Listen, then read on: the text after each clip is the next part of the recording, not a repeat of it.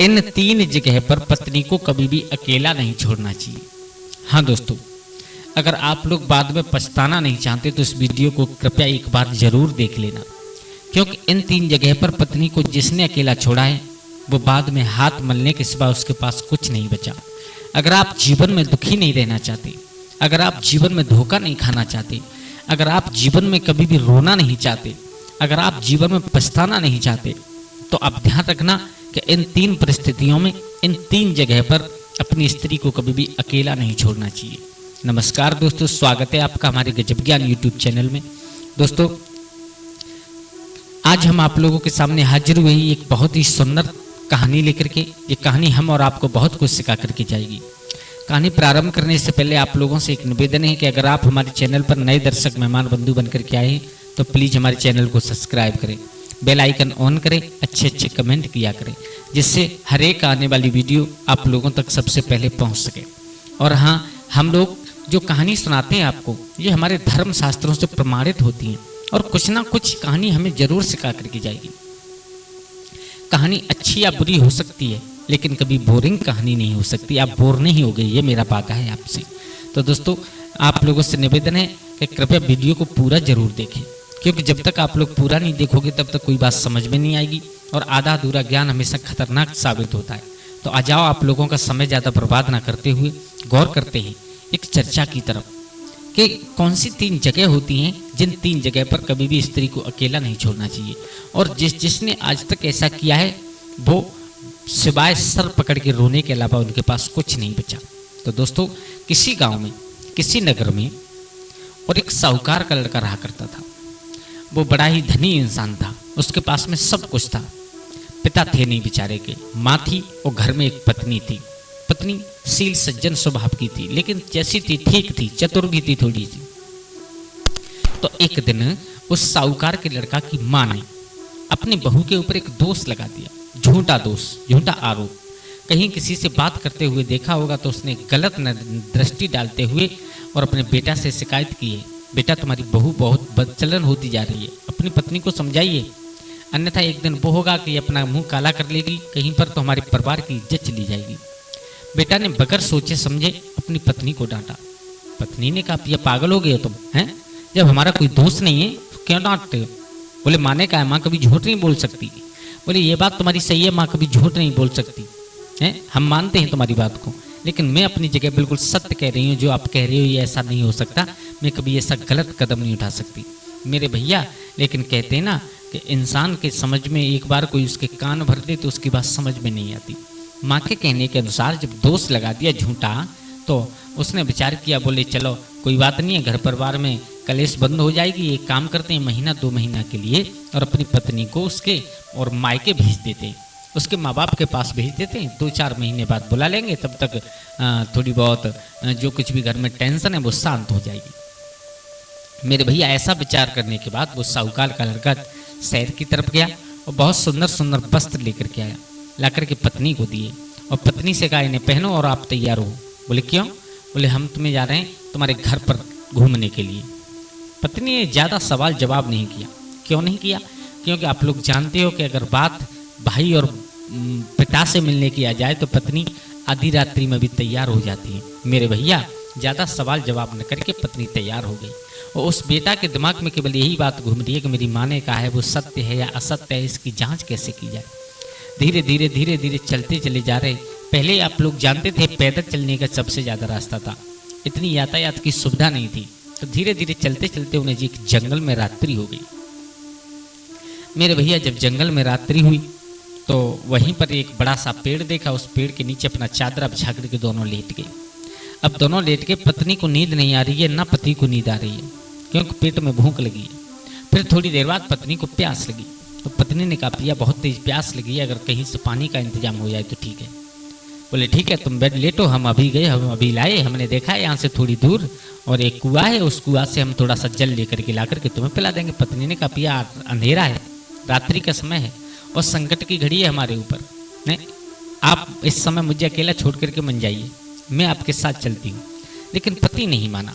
जब पति चला गया उसके बाद में पत्नी लेटी हुई है अकेली, आंख बंद करके तब तक उस पेड़ की जड़ से एक काला सर्प निकला और काला सर्प ने निकल करके और पत्नी को डस लिया।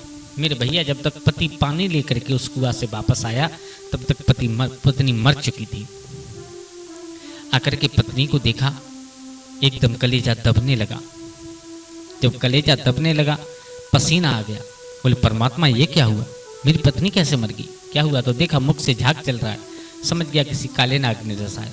मेरे भैया अब तो बहुत रोने लगा अपनी पत्नी के लिए। देखो वैसे पत्नी से थोड़ा विश्वास कम था, लेकिन कहते हैं ना अपनों का प्यार जब मालूम पड़ता है जब इंसान अपनों से दूर चला जाता है।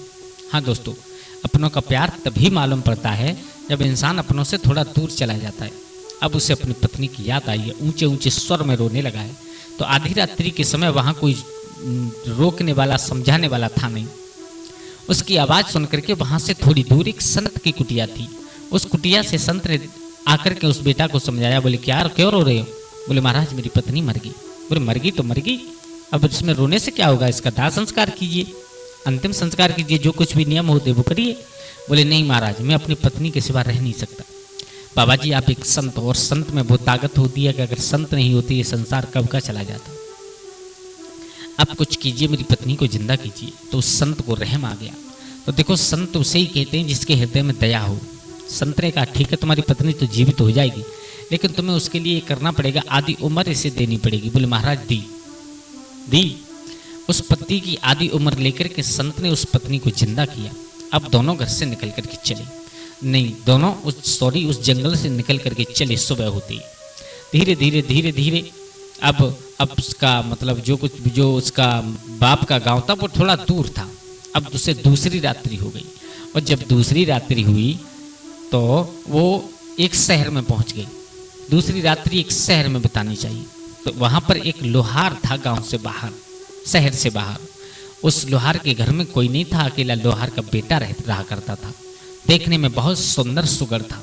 मेरे भैया उस साहूकार के लड़का ने जाकर के हाथ जोड़ करके विनय की है, भैया देखो अगर हम अकेले होते तो चाहे कहीं लेट करके रात्रि विश्राम कर लेते, लेकिन मेरी पत्नी साथ में है, अगर तुम्हारी कृपा हो जाए, तुम्हारी कुछ कृपा दृष्टि हो जाए तो मैं अपनी पत्नी को लेकर के एक रात्रि बिताना चाहता हूँ। उस लोहार के बेटा ने कहा चलो ठीक है कोई बात नहीं, हम अकेले हैं, आप रुको। मेरे भैया अपनी पत्नी को लेकर के उस लोहार के घर चला गया वो लड़का। ध्यान देना सब लोग, जब लोहार के घर चला गया, अब रात्रि के समय वहाँ ज़्यादा तो कुछ था नहीं। लोहार ने कहा बोले भैया मेरे पास ऐसा कुछ नहीं है मैं इससे तुम्हें भोजन बना करके खिला सकूं। इतना कर सकता हूँ कि आप मेरे घर में रख करके रात्रि काट सकते हो, लेकिन आपको भूख लगी हो तो आप शहर चले जाओ और वहाँ से कुछ खाने पीने का सामान लेकर के आओ। बोले ठीक है। मेरे भैया तब उस साहूकार और अपनी पत्नी को उस लोहार के घर में बिठा करके और वहाँ से शहर की तरफ गया है भोजन लेने के लिए, कुछ भोजन बनाने के लिए, सामान लेने के लिए। इधर पत्नी और वो लोहार एक कमरे में बैठे हुए। मेरे भैया तो लोहार ने और उस पत्नी को देखा, देखने में बहुत सुंदर थी, और पत्नी ने उस लोहार के बेटा को देखा तो वो भी देखने में बहुत सुंदर था।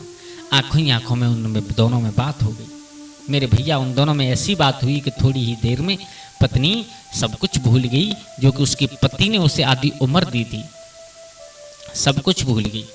कहते हैं ना कामी पुरुष दिन और रात दोनों में अंधा होता है श्रोताओं। मेरे भैया सब कुछ भूल गई। वो पति जब तक शहर से लौटा तब तक वो लोहार उस पत्नी को लेकर के निकल गया, वहां से निकल गया। अब आकर के तो देखा उसने घर में न तो पत्नी है और न वो लोहार है। चारों तरफ देखा, जब कहीं नहीं मिले तब उसकी समझ में आ गया। बोले मेरी माँ कहती थी वो सत्य बात थी, लेकिन बात वो बिल्कुल झूठी थी। दोस्तों आप लोगों की कहानी समझ में जरूर आई होगी। तो इंसान को इन 3 जगह पर पत्नी को कभी अकेला नहीं छोड़ना चाहिए। हमारे धर्म शास्त्रों में लिखा है इसके बारे में, मैं कोई मनगढ़ंत नहीं बता रहा हूँ आपको। धर्म शास्त्रों में लिखा है कि सबसे पहला कि जब स्त्री के ऊपर संकट हो, यानी संकट का मतलब होता है स्त्री के ऊपर कोई मुसीबत हो, कोई बीमार पड़ गई हो स्त्री, या मतलब कोई भी परेशानी हो, तो उस परेशानी में कभी भी पति को उसका साथ नहीं छोड़ना चाहिए, कभी भी उसे अकेला नहीं छोड़ना चाहिए। अगर ऐसी स्थिति में साथ छोड़ देता है पति, तो वो पत्नी के हृदय पर क्या बीतती है वो पत्नी ही जानती है। पति पत्नी के रिश्ता में, पति पत्नी के प्यार में दरार पैदा हो जाती है। और नंबर दूसरी जगह, पत्नी को कौन सी जगह पर अकेला नहीं छोड़ना चाहिए। अगर तुम्हारी पत्नी सही है, अगर तुम्हारी पत्नी सही है तो चाहे पूरा नगर, चाहे पूरा गांव, चाहे पूरा देश, चाहे पूरा परिवार इकट्ठा होकर के और उसके ऊपर उंगली उठाए तो फिर भी पति को कभी साथ नहीं छोड़ना चाहिए, उसके साथ डटा रहना चाहिए, खड़ा रहना चाहिए। अरे गांव वाले, नगर वाले, बस्ती वाले, घर वाले कहने तो, लेकिन हम तुम्हारे साथ खड़े हैं। ऐसा करने से पति पत्नी के रिश्ता में बहुत प्यार उत्पन्न होता है। अगर तुम्हारी पत्नी सही है और अगर नगर गांव वाले दोष लगा रहे हैं तो कभी भी पत्नी का साथ नहीं छोड़ना चाहिए, उसके साथ डट करके खड़ा रहना चाहिए। और तीसरी सबसे महत्वपूर्ण जगह होती है कि अगर घर में कोई, चाहे हितू रिश्तेदार हो तुम्हारा, चाहे खास व्यवहारी हो, अगर कोई गैर इंसान, जब अगर कोई मर्द तुम्हारे घर में आकर के रुक रहा है तो उस हालत में कभी भी पत्नी को अपने घर पर भी अकेला नहीं छोड़ना चाहिए।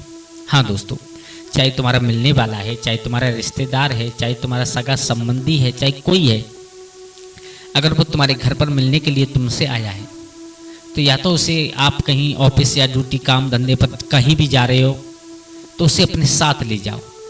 बोले भाई चलो वहाँ पर चलते हैं, वहाँ पर तुम्हारा भी दिन कट जाएगा, हमारा भी काम हो जाएगा।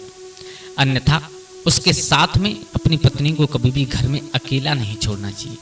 दोस्तों, ये 3 जगह ऐसी होती हैं, इस 3 जगह पर कभी भी पत्नी को अकेला नहीं छोड़ना चाहिए और जो लोग अकेला छोड़ते हैं उन्हें इसका खामियाजा हमेशा भुगतना पड़ता है। तो उम्मीद करता हूँ आप लोगों को कहानी हमारी अच्छी लगी होगी।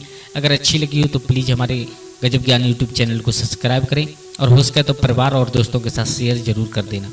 दोस्तों, आज के लिए बस इतना ही। कल फिर मिलते हैं किसी एक नई कहानी, एक नई चर्चा के साथ। तब तक के लिए सभी लोग आनंदित रहें, खुश रहें। जय श्री राधे, जय श्री राम।